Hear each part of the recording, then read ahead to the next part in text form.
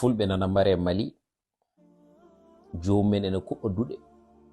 ene taƴa e terɗe fulɓe ene juuɗa ene mbiya wonde ko souvenir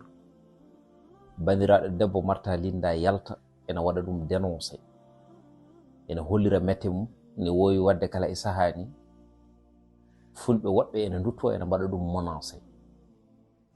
so tawi ɓe ene gasa ɓe ene gubba en tampat tan kono gaska ka luggitta mboɗo heewi haalde konngol noon ngol metta heewɓe kono konngol goonga hande teppi pulagu ko fulɓe nde tawno goto fof ponnoɗo jaggodirde e goɗɗo o jungo ene ballodira ha hujjaji mbawa yoltade ko on yiɗata yolde hujja on mo gandanɗa hoore mamo fonno jaggodirde jungo o ɗum noon so tawi yimɓe ne goro noon jahata Martha Linda hay sinno wonde wonano fulɓe so yi vidéo ji baɗi hono noon ene waɗe e nder nokku makko mo woni kala hen bawɗo wonde omo foti darade o hollira mette makko en tant que influenceur kono noon so tawi wonde neɗɗo yalti haali tan so woodi wonde mo arrangeani daro ene waɗa jomum menacé walla ene hulɓina ɗum eɗen gandi ɗum ene taga hewɓe rekkilde e yatirde caggal e nder vidéo makko noon o joofima hen tabital pulagu indaw ko hani so tabital wiyanoma tabital woni tabital tan galleji men walla woni tabital nokkuji men walla woni tabital gure men pulagu ngu arani so tawi pulagu joofama walla heeɓi caɗele hay goto jofanta ko tabital pulagu kono noon so tabital pulagu wiyama tabital pulagu te yimɓeɓe fof ne gandi wonde saabi tabital pulagu woodi wonde ko daranade pulagu e sunde e daranade pulagu e weñje wadde noon so tawi gueɗe baɗe hono ni ene mbaɗa e nder pulagu so tawi ɓe jaltani ɓe mbaɗi ɗum dénoncé walla ɓe dogani hen koyɗe moƴƴe ha ɗeɗo gueɗe kamtoriɗe giwa e nder fulɓe ko fulɓe nana torle tan un peu partout dans le monde so yimɓe joofaki ɓe holɓe ɓe joofete holmo yimɓe joofoto ɗum noon so tawi wonde Martha Linda yalti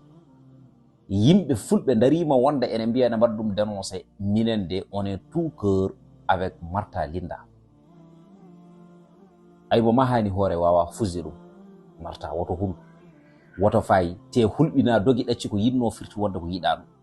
emin gandi darde ma emin gandi fandare ma emin gandi eɓɓo ma emin gandi aussi jeerɗe ma lappiɗe ɗe joguiɗa te emin gandi information ma nde tawno kala koɗa haala tawar kaɗa heeɓi hen source laaɓa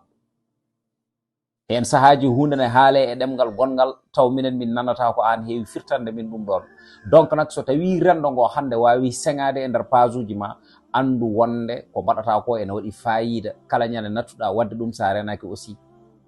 eɓe mbawi holludema caggal e nder oɗon fannu nde tawno so tawi jubbol lamminima kala nde piɗɗa wucci hen nebam ko ɗum woni haala ka kono so tawi wonde yimɓe ne kulɓinma aɗa wiya ɗo rutto caggal walla yimɓe ne joofama aɗa wiya ɗo rutto caggal sa renaka e yahata hay nokku saabu ɗum minen min darima ɗo hen min mbaɗi seppoji kewɗi ɗi gandanɗa hoorema fewti koye yidde haɓanade walla yidde daranade pulago guila ƴettiɓe ɗo koli tengalla en ƴettiɗo hen Cheikh Oumar Foutiyou en ƴettiɗo hen tigui rigui ɓe gandanɗa hoorema hande ko parnorɗe e nder leñol ngol te so leñol ngol haalama kalete te so ɓuure leñol ngol ene kaale falla budda kañumen jejjittake ne tawno kañumen gardinte kettintake caggal woodi dariɓe ɓe gandanɗa hoorema ko ɓen ponno sembinde min ko ɓen mbi wonde konɗo ene keewi haala ko kañumen daroto ene mbiya wonde ene mbaɗa défendre leñol ko ɗum saabi hande hewɓe mbaɗi découragé so tawi wonde jii leñol ngol ene joofe walla ne haale nde tawno goto fof wiyata wonde dugo labal e arni ko joom pucci hen taw yejjiti goto fof yejjiti taw ne jogui hen dimaw tabital pulagu inde nde ne weeli kono darde nde ne ngakki so gonga yontoyo haale eyyi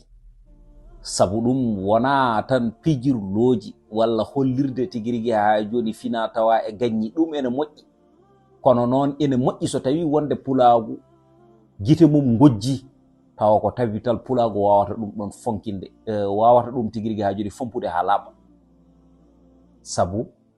inde nde wiya wonde ko tabital pulagu ɗum noon kala ɗo pulagu nuskete tabital pulagu fotani tawede ɗon kala ɗo pulagu hoynete tabital pulagu fotani tawede ɗon kala ɗo pulagu jasnete tabital pulagu fotani jabde ɗum ɗon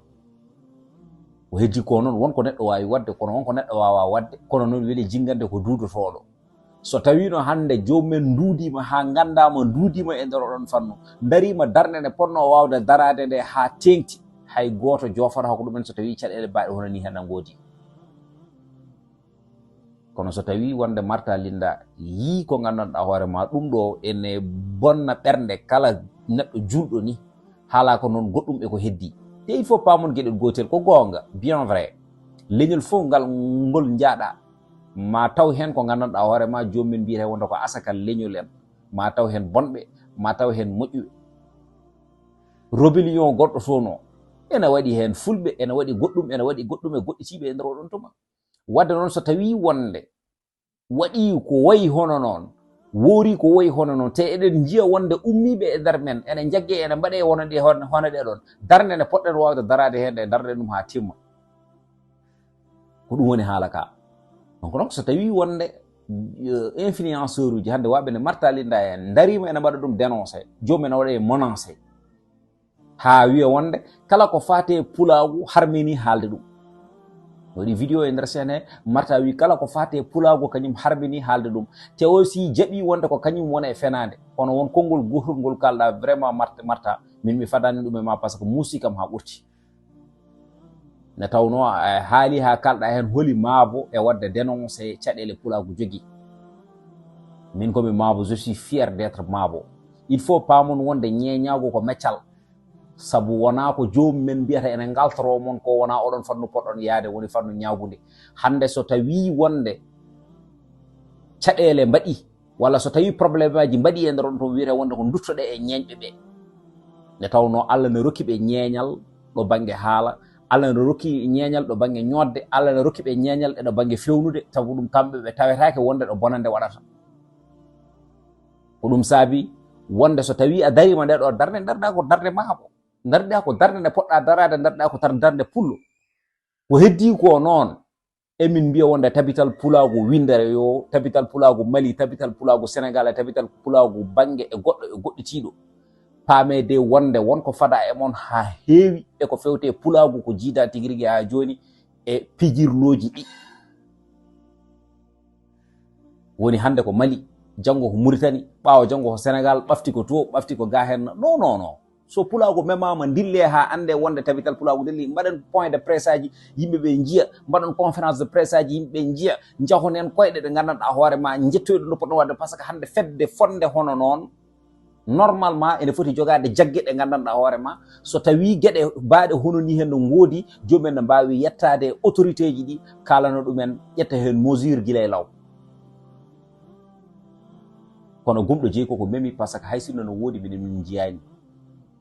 te hande kala ko waɗa e aduna he ene foti wawde ɓaŋŋinede ha ɓen ɓe gandanɗa hoorema kañumen goni les concernés ganda ko yahata e dow majjum koko holɗum par ce que communication o ene manki par rapport e ɗum ɗon communication ene manki bang yo bang hande a yiyat pulagu yane pulagu wiye pulagu joofe jiya téléji e radio ji ɗi gandanɗa hoorema notorto koye inde pulagu ko hen guuri jamma e ñalawma subaka e kikiɗe te kala ɗo jiya wiyete wonde ko wiyata ko ene parnoto pulagu e nder o ɗuma jomumen mbiya wonde min kalara hen wona ko amen hande ene woodi animateur uji gonɗi ɗo hen jomumen ne gandi potentiel mum e capacité mumen fouf enen gandi aussi tigui rigui ɓeɗo ene jogui place uji e nder téléji ɗi kono jomumen dokkiraki hen haqqeji mumen wiyete wonde ko peut être enen jingana pulagu walla so pulagu memama ƴiƴam mumen rokkata ɗumen wawde tigui rigui wasde wadde ɗum dénoncé boɗo wawi limande won hen yimɓe hewɓe ɓe gandanɗa hoorema hande so jii téléji ɗi e radio ji ɗi pottani ɗumen tan ko ɗum woni ko saabi ɗum wonde ko pourquoi so tawi pulagu memama jomumen ene jalta ene kaala on jii Martha Linda hokki en exemple goto ɗum wona kanko tan par ce que hay minen heptima men Martha Linda hokki en exemple goto par ce que wi wonde won film goto mo jouyi wonno wonde ko jaltowo à chaque fois mo waɗa dénoncé ko ɗum saabi film o yaltani ko heewi wonko jogorno wawde hebde toon o heɓani ɗum toon c'est parce que yimɓe ne gandi wonde ko influenceur mo gandanɗa hoorema hande dariɗo daraniɗo rendo makko yidde hoore mum noon ha tabita koye timmal fasnade gueɗɗi mum haysno koye cakaragal rende gañi mum ha sella koye neɗɗagal tabital pulagu gande wonde mono fedditi rondade bol beñale sago sukaɓe ndewo e mum ɗum noon c'est très important so tawi wonde oɗon noccito e pulagu so tawi pulagu memama nodde ɗon